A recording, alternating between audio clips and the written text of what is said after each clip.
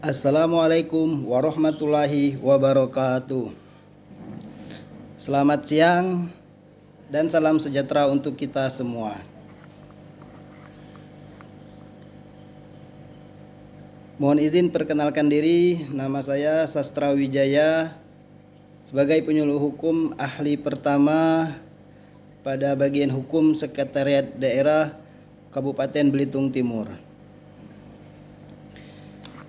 Baik, di dalam kesempatan ini saya ingin menyapa terlebih dahulu yang terhormat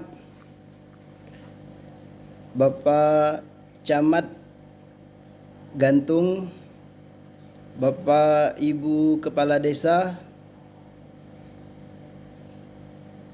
dan Bapak Ibu peserta penyuluhan pada hari ini yang berbahagia.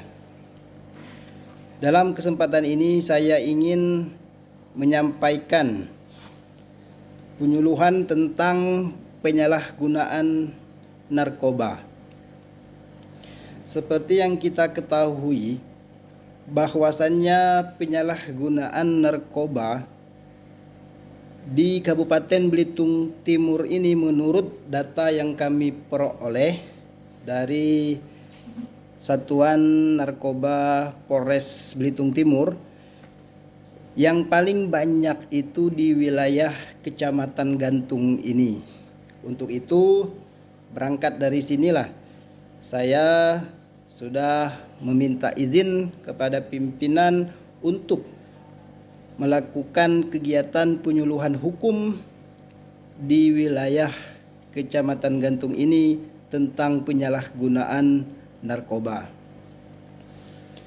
Kemudian dasar hukum terkait dengan penyalahgunaan narkoba ini yaitu Undang-Undang Nomor 35 Tahun 2009 tentang narkotika. Dan juga ada pernyataan Presiden Republik Indonesia, Presiden Joko Widodo pernah mengatakan, situasi di negara ini sudah dalam status darurat narkoba. Untuk itu, kita harus bersama-sama menyatakan perang terhadap narkoba. Nah, ini pengertian dari narkotika, zat atau obat yang berasal dari tanaman atau bukan tanaman, baik sintetis maupun semi sintetis, yang dapat menyebabkan penurunan atau perubahan kesadaran, hilangnya rasa, mengurangi sampai menghilangkan rasa nyeri. Kemudian ada arti prekursor narkotika, juga zat atau bahan pemula atau bahan kimia yang dapat digunakan dalam pembuatan narkotika. Narkotika itu terbagi di dalam 3 golongan. Mungkin Bapak Ibu yang ada di sini sudah mengetahui, namun izinkan saya menjelaskannya. Golongan yang pertama, golongan 1, dalam jumlah terbatas hanya dapat digunakan untuk tujuan pengembangan ilmu pengetahuan dan teknologi. Kemudian seperti misalnya morfin, kokain, ganja, dan lain sebagainya. Ini ada terdapat 161 jenis. Kemudian golongan yang kedua. Golongan yang kedua ini dalam jumlah terbatas dan sediaan tertentu dapat digunakan untuk kepentingan pengobatan. Jadi teman-teman para ahli medis biasanya menggunakan ini, seperti beta metadol, petidin, dan lain-lain. Ada 91 jenis. Kemudian golongan yang ketiga, sama dengan golongan kedua, digunakan untuk kepentingan pengobatan. Contohnya kodaina, polkodina, dan lain-lain. Ada 15 jenis untuk golongan yang ketiga ini. Kemudian selanjutnya ada tanda-tanda pecandu narkoba dari fisiknya, kemudian dari emosinya. Kita lihat dulu dari fisik, yaitu berat badannya menurun secara drastis. Yang awalnya 70 kilo menjadi 50 kilo. Itu sangat menurun drastis. Kemudian matanya cekung dan merah, bukan karena kurang istirahat, bukan karena dia kelelahan, tetapi ini sebagai ciri fisik yang harus kita curigai. Kemudian muka pucat dan bibir agak kehitaman dan masih banyak lagi.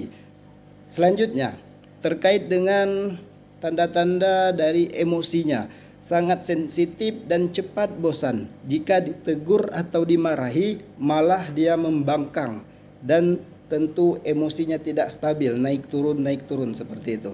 Nah, kemudian lihat dari perilaku tadi, yaitu malas, menunjukkan sikap tak peduli, acuh tak acuh. Kemudian waktunya dihabiskan untuk menyendiri, baik itu di rumah, di kamar, di toilet dan tempat lain yang bisa menyendiri. Kemudian nafsu makannya tidak menentu, takut air dan jarang mandi. Ini yang sangat harus kita curigai. Kemudian sering menguap, mengeluarkan air mata, sering mengalami mimpi buruk dan lain sebagainya. Selanjutnya, terkait dengan bahaya bagi kesehatan, tentu ini hal yang harus kita hindari. Kenapa kita tidak boleh menggunakan yang namanya narkoba ini? Kerusakan otak ataupun bisa menyebabkan ketagihan yang akhirnya dapat mengakibatkan korban menjadi stroke. Kemudian penglihatannya, matanya kabur, tidak bisa melihat dengan jelas. Selanjutnya gangguan lisan. Jadi kalau dia berbicara itu seperti ngawur, tidak jelas intonasinya apa, maksud artikulasinya apa. Kemudian pendarahan di kerongkongan, gangguan pernapasan, detak jantungnya, kerusakan hati, kelemahan otot, dan masih banyak penyebab bahaya kesehatan bagi penyalahgunaan narkoba ini.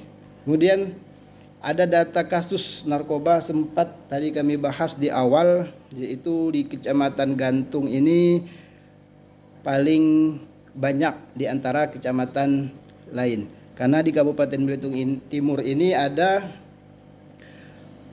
7 kecamatan. Dan salah satu yang paling banyak itu di Kecamatan Gantung ini. Dan faktor penyebab penyalahgunaan narkoba tentu ada dibagi menjadi 3 faktor. Yang pertama, faktor lingkungan. Kemudian faktor individu dan faktor zat. Ini tidak akan kami jelaskan satu persatu karena mengingat waktu. Sifat utama narkoba ada sugesti, toleransi, ketergantungan secara fisikis, ketergantungan secara fisik juga. Nah, di dalam ketentuan pidana tentu dari pasal 111 sampai dengan pasal 148 itu mengatur tentang ketentuan pidananya. Kami hanya mengutip di pasal 127. Setiap penyalahguna narkotika golongan 1 bagi diri sendiri dipidana dengan pidana penjara paling lama 4 tahun. Kemudian narkotika golongan 2 pidana penjaranya paling lama 2 tahun, dan narkotika golongan 3 pidana penjaranya paling lama 1 tahun. Nah, di dalam kesempatan ini kami sudah menyampaikan terkait dengan materi penyalahgunaan narkoba. Untuk selanjutnya mungkin dari Bapak Ibu yang hadir ada hal-hal yang harus ditanyakan, kami persilahkan. Baik, terima kasih atas pertanyaannya. Ini dia faktor penyebab penyalahgunaan narkoba. Dari faktor lingkungan itu bisa dipengaruhi oleh hubungan tidak harmonis dengan orang tua. Ya, pertanyaan dari Bapak tadi. Kemudian ada juga pertanyaan dari Ibu tadi, faktor individu. Itu ada aja keinginan coba-coba, ingin diterima dalam kelompok. Kemudian faktor zat bisa menimbulkan ketergantungan. Ini yang dapat kami sampaikan di dalam penyuluhan ini. Semoga dengan adanya penyuluhan ini kita dapat menghindari tentang bahayanya narkoba ini. Terima kasih, mohon maaf atas segala kekurangan, kehilapan. Akhir kata saya ucapkan wabillahi taufiq wal hidayah. Wassalamualaikum warahmatullahi wabarakatuh. Terima kasih.